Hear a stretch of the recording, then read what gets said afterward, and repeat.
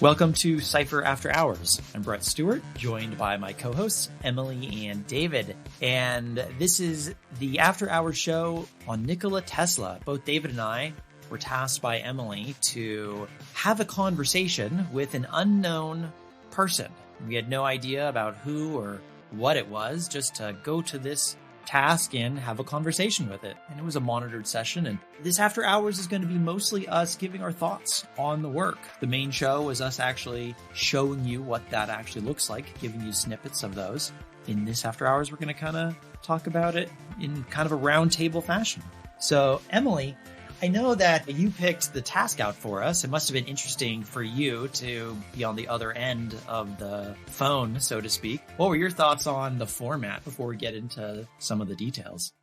Thanks, Brett. I really overall enjoyed this format. I think in the context of a individual who we might want to do remote viewing on, I was really inspired by our Thoth episode. I had never really done any prior to that. I was aware that they existed, but I hadn't had a lot of exposure to them. I think this is a really good format when we're targeting a particular individual, especially one that is no longer alive, who we can't actually have on the show as an interview. So connecting with famous historical figures and getting their sort of perspective on things is a pretty cool idea.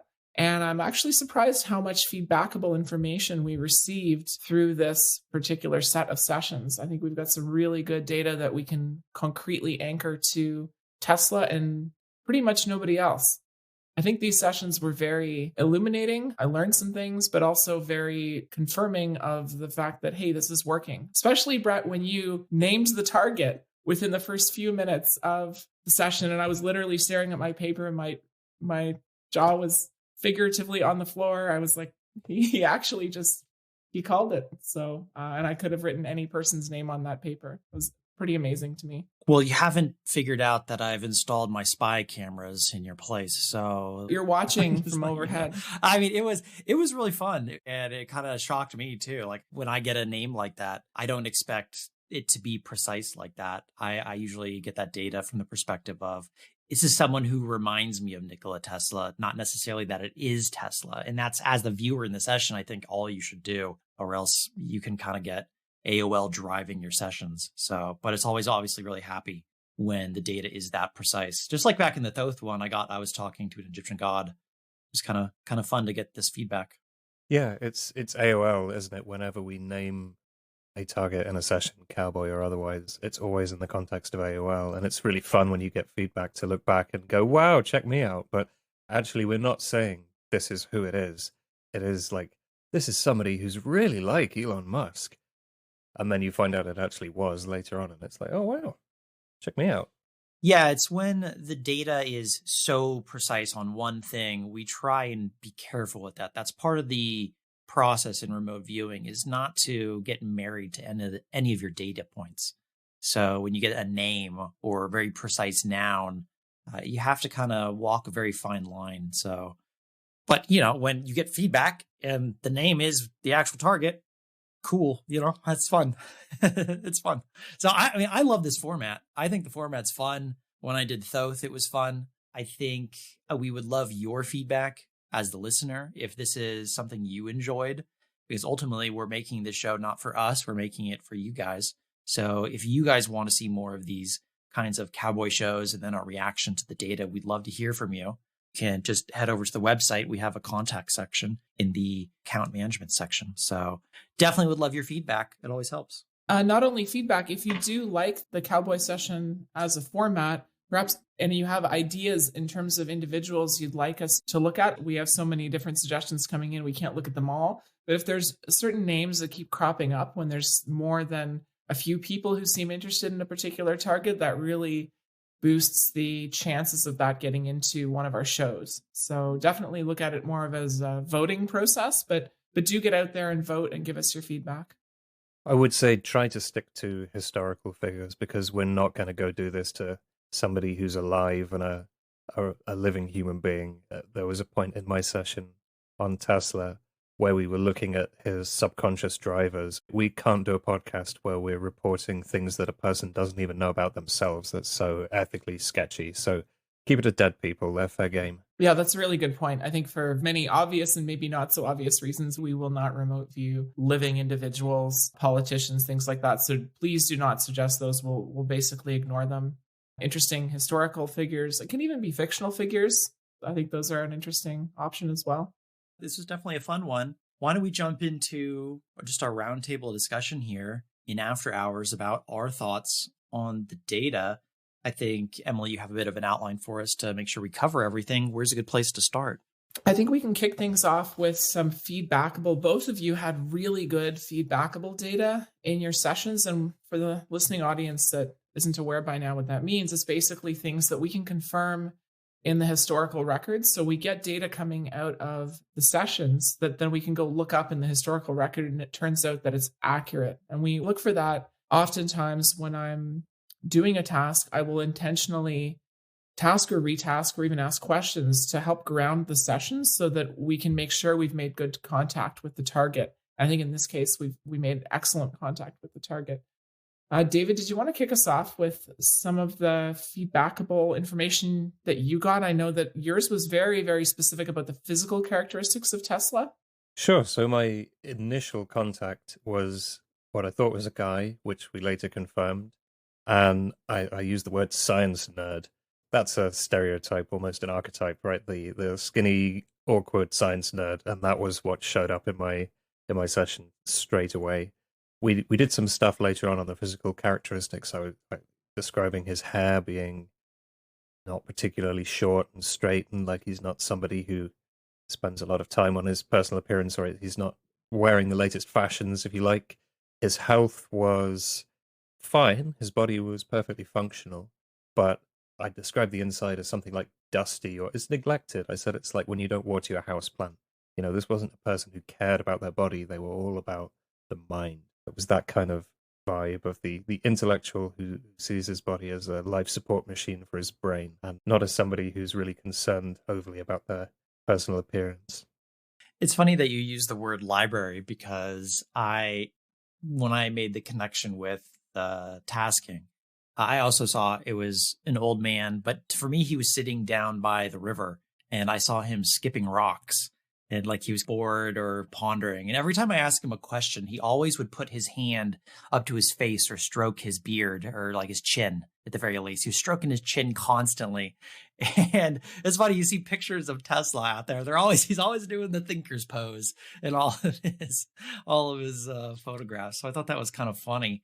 He also told me though, when and this is maybe a slight tangent, that he's not omniscient, that he has to kind of think about his answers, and he's not 100% certain if all of his answers are fully accurate as far as the future or everything is concerned. So I think that was kind of an interesting observation that I saw in my session. Yes, I do want to point out that, Brett, especially in your session as it relates to getting narrowed in on the target, we did spend a little bit of time right at the beginning there trying to, because we first connected with the target and it was like, okay, well, at what point in time do we want to connect with this target?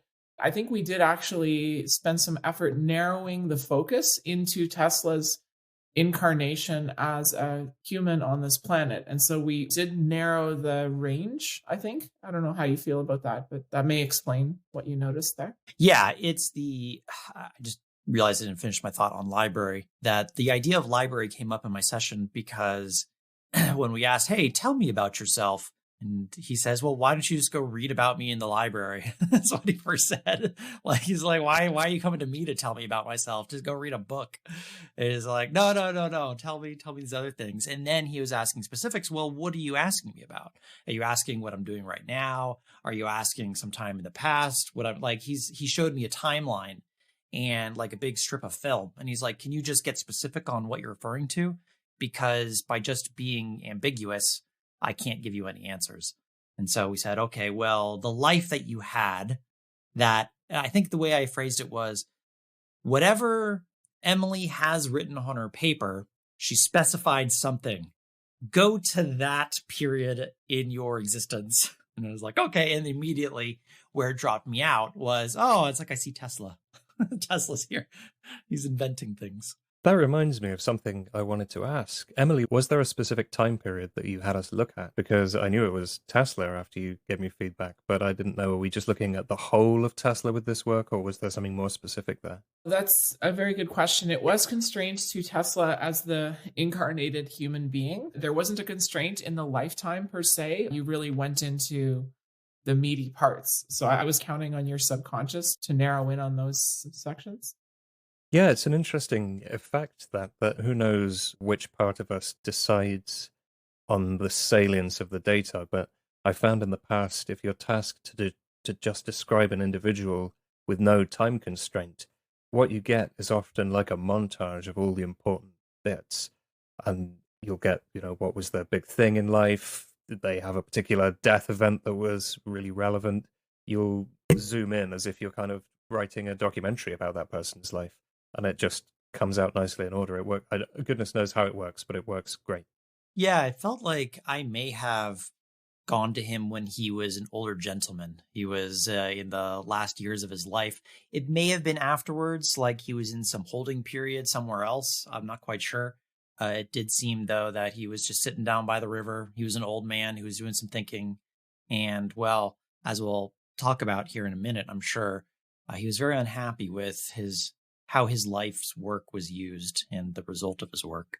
So a lot of sadness from this individual is what I picked up.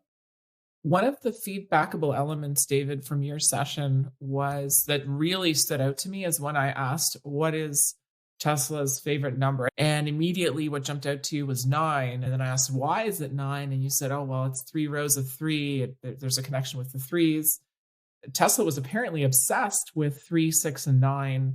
Yeah, I'd vaguely heard of this 369 thing of Tesla's before. There's a bunch of videos on YouTube about this and how it's a kind of repeating thing that goes -6 and -3, and there's some complicated numerological thing. I mean, I watched one of these videos ages ago, and I can't say I really understood what it was all about, but I'm aware that there's supposedly some kind of mystical repeating 369 magical generative pattern thing. Whether this was something that Tesla conceived of himself or is a later conjecture by people, I don't know. But I believe he had always had 3 napkins, and the hotel room that he lived in, the number was divisible by 3 or all 3s or something, and he was obsessed with things being in 3s, wasn't he? So there were numbers, obviously, that were important to him, but then, as you correctly pointed out, he'd had 3 napkins. He would do things in 3s or 6s or 9s, but that's sort of a physical manifestation of OCD. He was obsessing, and then it would take the form of these numbers that he found very important. He did also, or it's accredited to him, I'm not 100% sure if this was accurate, but there was a wheel I saw which had a number wheel, and it had the numbers 1 through 9 on the wheel. The way that the numbers were connected to each other as sort of a multiplication table. Yeah, I think it's called the map to multiplication. I'm looking at it right now. It has spirals in it, composites and primes, has a self-organized system. I'd never seen something like this before. Really interesting. I mean, Tesla was a very intuitive thinker and a very, very visual thinker. He famously had phenomenal inner imagery because he would conceive of his inventions inside his mind eye. He used it like AutoCAD, and he would refine his inventions and see how they would work all in his imagination. And then when it eventually came time to create them, they would be ready and they would just work. So I think this is a great place to move on to our next topic that I wanted to cover, which was the trances that Tesla would go into. So very famously in the historic record, Tesla would go into these trances, these trance states where he said that that's where he would get a lot of the ideas and inspiration for his inventions. As David pointed out correctly, Tesla claimed that he could visualize in his mind's eye all of his inventions and actually test them out. So he almost had a whole model of physics in his mind that was accurate to the real world. And he was able to actually test his ideas.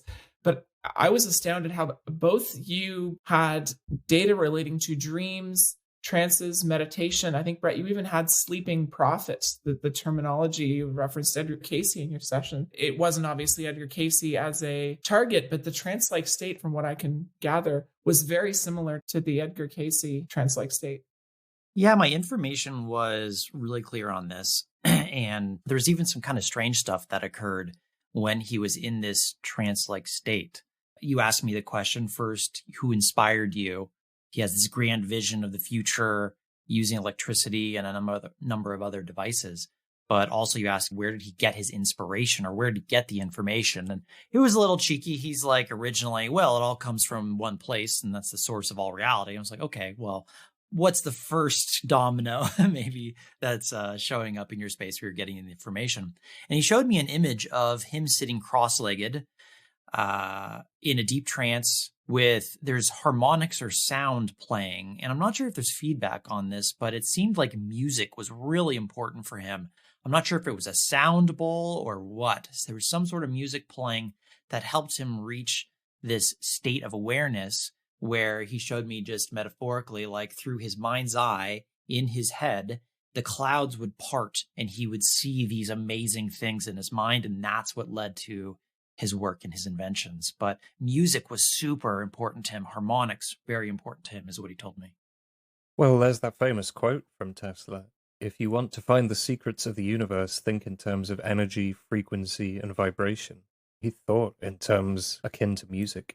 So, Brett, there were some other things that I thought were really interesting, because I know that I probed you to go in and really look at, okay, yeah, there are these things that are not quite source, but like, what's the next step? What are we dealing with? I think I even asked, are there non-physical beings that this individual is interacting with? And I was really surprised by your data.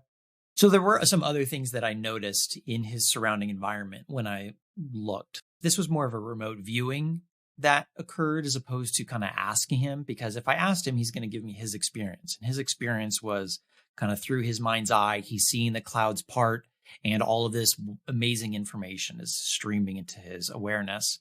When I take a step back from that experience he's having and remote view it, what I actually perceived was something a little bit different going on. I'm not sure if this would have been visible to human eyes, but to the remote viewing perception, everything is visible.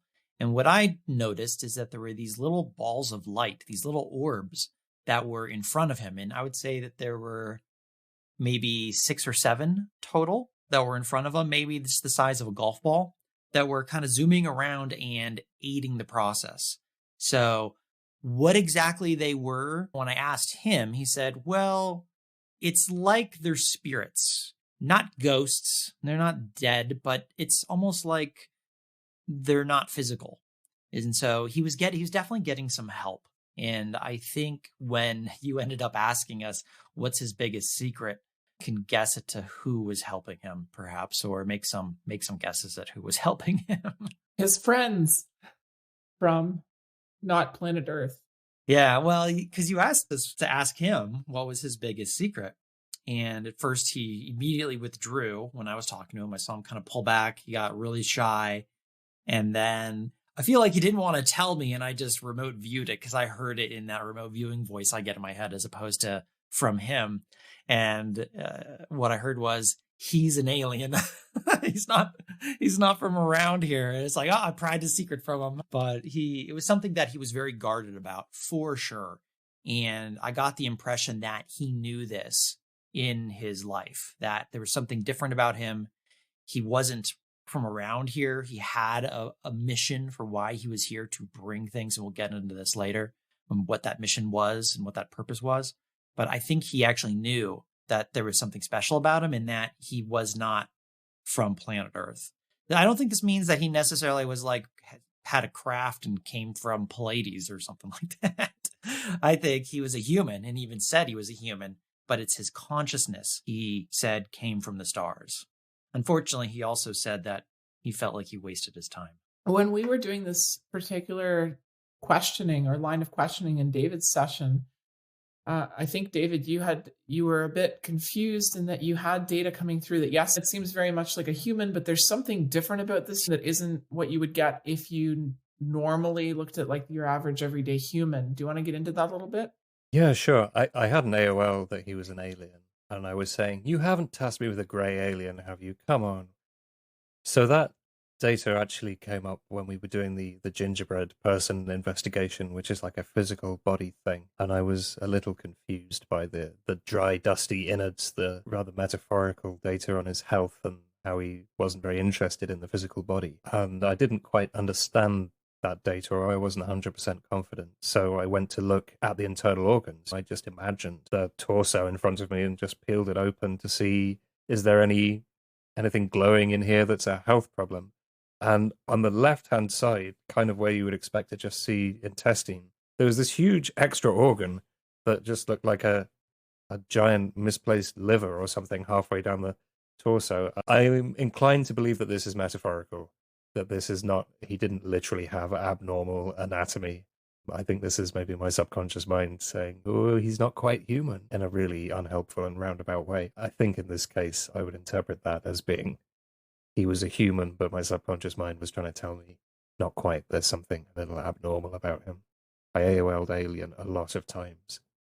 So moving on to another area of both of your sessions that related to Tesla's life and his overall work and effort. Obviously, that was an area of interest for me as the monitor for both of your sessions. We kind of probed into what this person's biggest accomplishments were, or what were their most significant contributions in life while they were incarnated. And both of you had something that led us down. I think the main terminology, David, in your session was meta tools, and the main terminology in Brett's session was inventions. I did not front end load either Brett or David on this. It was something that I used their own words that they were able to draw out of the session to continue the line of questioning. So Brett, why don't you start us off with the line of inquiry around inventions and what were some of Tesla's biggest accomplishments? Yeah, when I asked him to look at this, it was a little bit of a bittersweet reaction that he had to the question, where there was, and we'll get into this in a minute, his unrealized dream of why he was creating these objects, these things. And again, I had this, I thought I was dealing with some type of an inventor like Tesla. It just ended up being Tesla.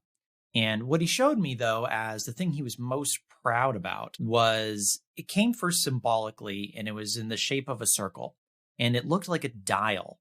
And so it was a dial, a circle, almost looked like a radar dish. And what he described is that electrical current and energy was coming out of this thing into other things. And so it was like, I use the analogy of, it's like a radio that transmits. This is a device that energy emanates from.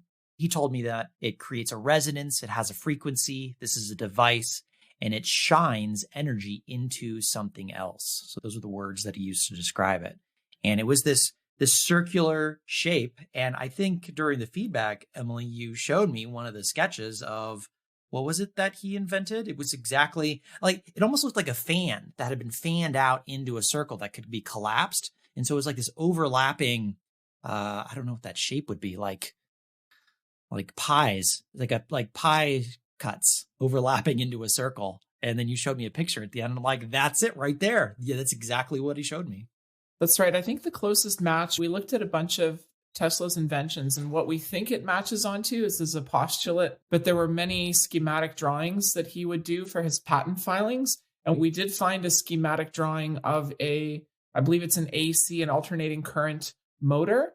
And the schematic of that almost perfectly matched your description, Brett. And to some extent, I think it may have been similar to what David got in his session. David, what are your thoughts on that? Do you think we had a match there? Well, I saw the image that you're describing, and looking at it, I would have no idea that it was an AC motor. It's a very beautiful, symmetrical, it's like a flower with petals or something. I know he designed things in forms that are not the familiar forms that we have today, like the Tesla turbine. What I said was that he developed meta tools, tools that make other tools like foundational ingredients or raw materials. And I described it as the icing on the cake. But I'm wondering whether I saw the same thing that Brett did, because I could see this round circle with these jagged, pointy bits around the outside. And the idea was the icing on the cake. And I think the idea works and the visual works. But then I got this stupid idea of a cake stuck in my head. And the cake just comes with us for the rest of the session, unfortunately. So I do want to point out to the listener that we're trying to fit our data onto what we do know about Tesla and his inventions. It's entirely possible there were inventions. He was very secretive and he had lots of inventions that it's theorized have never been released to the public and have been, there's a whole other show, maybe a conspiracy around all these things being hidden and suppressed. So it's entirely possible the things that both David and Brett have seen don't actually match onto something that is in the public record. I just want to point that out. Yeah, I think though it matches pretty closely because ultimately mine, if you were describing the same thing as I was, David, mine was expressly for energy, electrical energy resonating and being emitted from whatever this device was. And if it was an AC motor, ultimately, I suppose something like that would do, maybe that would be similar. Maybe that matches. So along the lines of looking at what his major contributions were, and I think this ties right back to the beginning of Brett's session where Tesla he seemed very disappointed. And then we went in and looked at, okay, well, what was this goal? What was this grand vision that was not achieved? And the moment we moved that line of questioning in that direction, there seemed to be a very positive reaction from Tesla. And we got a whole bunch of data surrounding that. It was all about Tesla's dreams, his vision for humanity, and his disappointments. Brett, do you want to start us off with your take on that aspect of your session? Yeah, so the very first thing that came in my session was the emotional impact. And it's almost like he was telling me that he didn't want to look at these memories because they were very upsetting to him. And when he thought about it, it made him really depressed. And I got a glimpse of that emotional impact when I asked him the question. But when we pressed the issue a little bit, I saw his face very clearly in my mind's eye as I was having the conversation with him, and his brow furrowed, and he kind of had a tight lip, kind of a pursed face. And he said that he viewed the outcome of his dream, what he was trying to achieve, ended in disaster. And it's like metaphorically, he viewed himself almost as something akin to a religious figure who's bringing hope to a lot of lost people. And unfortunately, his message, or in this case, more particularly, his work, his life's work, was corrupted. It was perverted in a way, and he's very unhappy with how it's being used in the modern age. But the vision that he saw, the dream that he had, and I think this is what he was shown and what he very clearly was able to identify in his trance-like states, is he saw a world where humans lived in these megalithic cities, these mega structures that were miles and miles high, that was using all completely clean energy. All the transportation was through the air. He was showing me flying vehicles, massive megalithic structures where everyone lived. And then the entire landscape around them was pristine forest, pristine meadows, pristine open lands and mountains, untouched. It's almost like everything in the world, other than these megalithic structures, had become a park. And it was humanity that was taking care of that park. It was taking care of the animals in it, humanity taking care of the forests, taking care of the oceans. I had him actually really care about the ocean for some reason. It came up several times. I'm not sure why. I don't know if there's any feedback on that, but he really cared about ocean life too. And he felt that was something, at least in his time, was really overlooked. So his dream was that the technology he was working on, his inventions, could lead to that world, a world of large cities and flying cars where man lived in harmony with nature. I've seen many memes on the internet about like what would have happened if Tesla succeeded. And it's showing exactly what you're describing, Brett, these futuristic cities with flying cars and everything. So it seems to have entered the collective subconscious of humanity anyway. People seem to be fantasizing or dreaming, what if Tesla had really realized his ultimate life goal or vision? Well, that's a lovely idea. However, in my session, I remote viewed what would have happened if he had succeeded. And it seems like his invention gets out of control. It grows beyond his control, and it's a crisis. It was an absolute catastrophe. And I think essentially humanity was not ready for the technology and the abilities that this technology would have given if people had really taken them all away. So perhaps this is an example of you can lead a horse to water, but because humanity wasn't ready for it all, that's why it was rejected, and why it just so happened there was an Edison there to ruin it all. That we have the AC motor, but we don't have universal free power and flying cars and stuff, and dare I say it, death rays, because we can't be trusted. Well, I actually got his opinion on that too, what he thinks happened. And obviously, this is from his perspective. So he's going to speak from a position of what he thinks will happen. And when Emily asked me about what was he most proud of, it led to all this information about creating kind of a global consciousness uplifting event. He called it a paradigm shift. But then immediately after that, he said that paradigm shift, before it could even start, was corrupted. And this is the second time where in the session this is like Tesla again, who I'm talking to, and he's referring to Edison. He said someone very close to him, someone that he worked with, that he trusted, corrupted the work and the inventions he was making for personal gain. That this person didn't care about humanity. They didn't care about the world. They only cared about themselves and what they could get out of it, and that it corrupted his entire life's work. And if people understand the history of Tesla and kind of what happened, not what maybe you're taught in school, I'm pretty sure something like that happened. Isn't that right, Emily?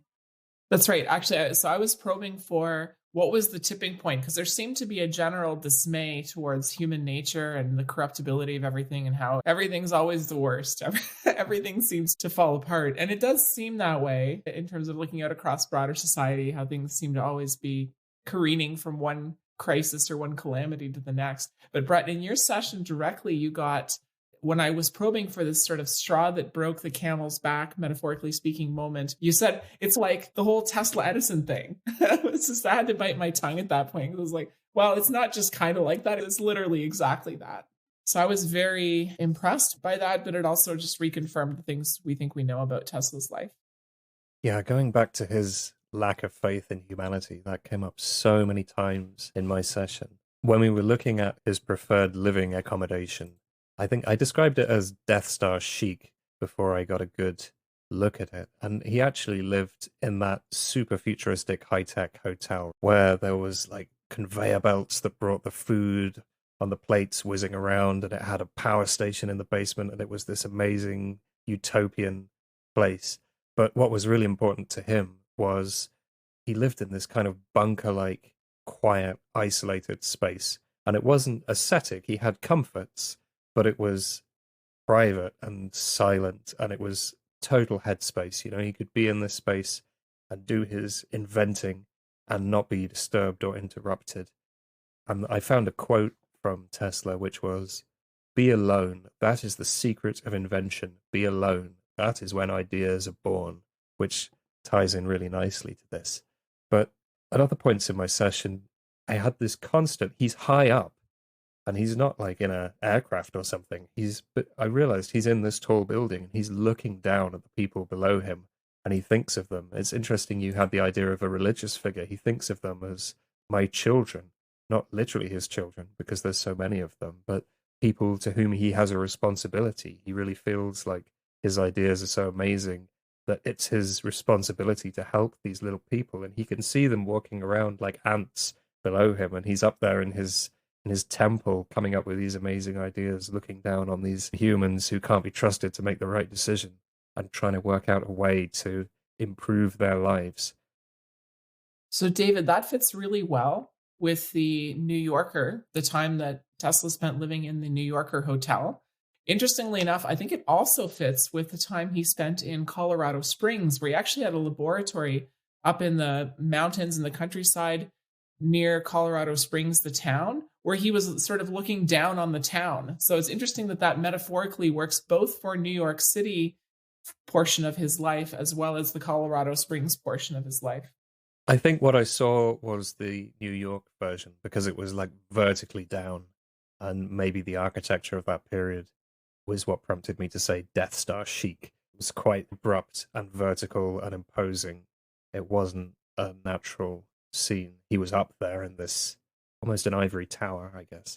Yeah, my impression that I got in relation to his view on humanity was very, very similar.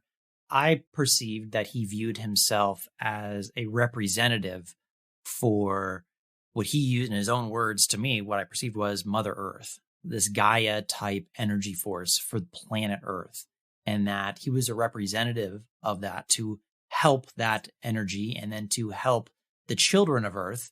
And then if he could bring technology to help the children of Earth, it's almost like I got like a father figure. I used the analogy of like Geppetto for his child, but it's not his direct child, but Geppetto's father was Pinocchio.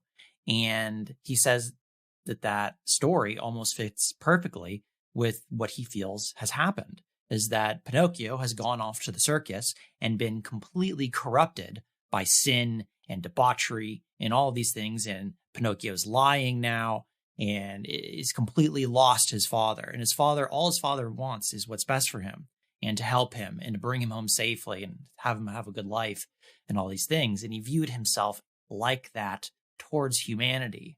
But that's also why he was so frustrated, is because he viewed humanity as wasting gifts that Earth was trying to give us.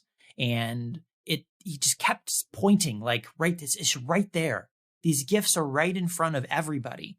And you refuse to see the big picture. You refuse to take care of what is right in front of you. And it was just great dismay that he had about humanity. And ultimately, when asked about his vision and his dream, I did get that it was the turning point was Edison that caused its downfall. But when asked, like, was there some big underlying force that was against him, like a battle of wills or good and evil, he said no. He said it was stupid humans. There's no single boogeyman, just stupid, naive people that are self-interested. It's the nature of people that pollute that ruined his dream. And he was very despondent about that. This idea of him seeing himself as a parent figure comes up in my session a lot as well.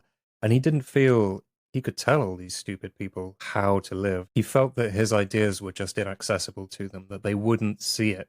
They could not grasp his vision. So when I looked at his big secret, there was this stuff about mind control. And I said, is this like MK Ultra or something creepy? And he said, no, that's absurd. Just traditional mind control that we're all familiar with, the normal propaganda kind of process, in that he wanted to show people covertly and he wanted to install new software in them so that he can continue controlling people even after he's dead, because he recognizes that this is such a long-term thing that he sees as needing to be rectified, that he has to find the way to insidiously insert this new software into humanity so that they don't screw up so badly. Unfortunately, or fortunately, he failed. Yeah, when I was looking at this, he spoke to me in regards to the trauma of mankind, and that collectively humanity couldn't just wake up and smell the roses, even though it was right there in front of them.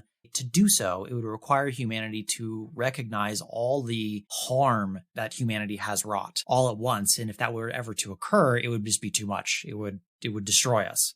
And so it was his belief that it had to kind of be sequential. And unfortunately, when he was done with his life, at least from where I was speaking with him, he said, and he doesn't think there's any hope, though. He believes that it's basically nothing can be done, that humanity is going to run its course through pain and suffering, and hopefully on the other end, humanity will come out the other side. But there is no, at least in his perception right now, from end of his life perspective, there is no hope. Nothing can be done, that this won't work. So while we were on the topic of disappointments that Tesla had, it occurred to me as we were doing this session with Brett, let's ask Tesla what we were already talking about energy and different uses of energy. I thought, let's just ask about nuclear energy and oil, hydrocarbons specifically as fuels. What are his thoughts on how humanity is using this? And I think the reaction was just, why even bother answering? Everything is the worst. You're abusing Mother Earth's gifts. That was the sentiment that I got. Brett, what was your take on that? Yeah, he mentioned that he saw nothing wrong with it. It's just how do you use it? That's what really matters. Is he just used the analogy of fire. You can use fire to burn the forest down, or you can use it to warm your food up. Which one are you doing? And what his perspective was is he thought humanity was using it to burn the forest down, multiple forests down. And he pointed towards, okay, nuclear power. Yes, that's fine and dandy, but you're also using it to make weapons of mass destruction. And then he actually said specifically to me, he said, you do not, by saying you, he's referring to humanity, you do not deserve the power you wield. You don't deserve it. That you're immature and you don't deserve it, and all you do is destroy with it. And so he's very negative on humanity. Reminds me of like the meme of a monkey with a stick of dynamite, or a child with their running around with their parents' gun. They have no idea what power they're wielding or how to correctly manage it in a safe way. Yeah, he really didn't like us. And I say us as distinct from him. There's this quote that I found from Tesla after I got feedback, which is, antisocial behavior is a trait of intelligence in a world full of conformists. And Emily pointed out that by conformists, he totally meant idiots. Yeah, so on the heels of this line of inquiry, I thought, well, let's ask, what advice would he have on how to do things better? Well, it was funny because when I asked him that question at first, he laughed a bit and he's like, that's a funny idea. But he liked the idea and he had a really simple message. He said his big idea was be kind, but it wasn't about being kind to one another of humans. His disposition was towards those that are lesser than you. And he said, all is one, and to love nature. And how you treat the least among you is a measure of your self-worth. So he was showing me a picture of like a spider or an ant or the tiniest of creatures on the planet, that if you can't love and treat those creatures with respect, then your self-worth is diminished. And so it was a very naturalist approach, and that was something that people should do more of. That was the first thing that he said. The second thing he said was that people needed to commune with the earth more, and that you've lost your connection with Gaia. And the way you can do that is very simple. Go put your feet on the ground, not in shoes with rubber soles, but do some grounding. But he pointed to your shoes. He said the rubber between your feet and the earth has separated you from your mother, and you should do something about that. Yeah, in my days I had him wearing very thin shoes, so perhaps that's something he practiced in life. Just speaking about the grounding, I've been walking barefoot whenever I can for a couple of years now, and it is amazing. I would really recommend any of our listeners for whom it's practical to give it a try. Maybe when the weather's warm and you have some nice grass to start out on before your feet get used to it. But it's brilliant for your like posture, core strength, and gait, and boring physical things, but spiritually it's brilliant too. It also makes you more mindful because you don't go clomping along with no regard for what's beneath your feet. You have to pay a bit more attention. It has so many benefits. For example, I enjoy it so much. The weather here, it's about -6 degrees Celsius outside, so it's well below freezing. And I still go outside barefoot just for a couple of minutes to take the dog out. Last night, my feet were freezing to the flags outside the back of my house. They were freezing onto the ground. As I was stepping, I could just feel a slight stick. It didn't put me off doing it. I enjoy it that much after a couple of years of this practice. It's brilliant. So do give it a try. The naturalist David over here. So I think it's really interesting that we got such very specific electrical advice. And I want to remind the audience yet again, this was completely blind. When Brett was getting this information, he didn't know we were connecting with Tesla. And we got like very specific physical, energetic. We want to be grounded in the electrical sense. It's interesting advice, but it's also more feedbackable information that we were actually connecting with Tesla. It wouldn't make sense to get this type of advice from someone like Gandhi or some other historical figure. It's just very apropos for the Tesla connection. Well, you also had me ask him kind of on a lark about the pyramids, because I think there are some ideas out there about pyramids and electricity and power sources. And when I asked him about that directly, he kind of smirked and also had a little bit of disgust in his facial expression. He's like, oh, yes, those. Yes, I'm aware of those. He did agree that they worked at one point in time. And the reason for them was, in his own words, global illumination, which, that's something I'm sure not. Illumination is light. And I think he meant more than just light, though, or power. I think he meant the elevation of consciousness as well.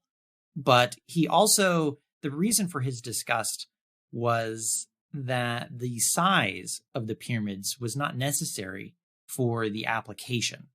And he said that the size was for someone's ego. It was for exploding the self-grandeur of an individual.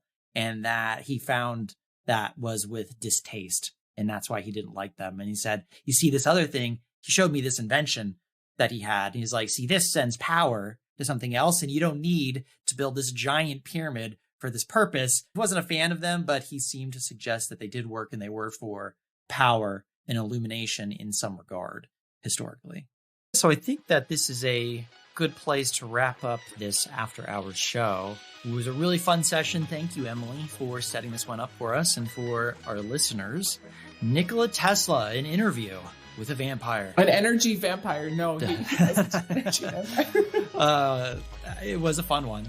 An interview with an inventor. There we go. That's a little bit better. But this was a fun one. I hope everyone of our listeners enjoyed this as well. If you enjoyed the main show of the Cowboy Sessions, please definitely share that. And from here, we're going to sign off. And until next time, take care, everybody.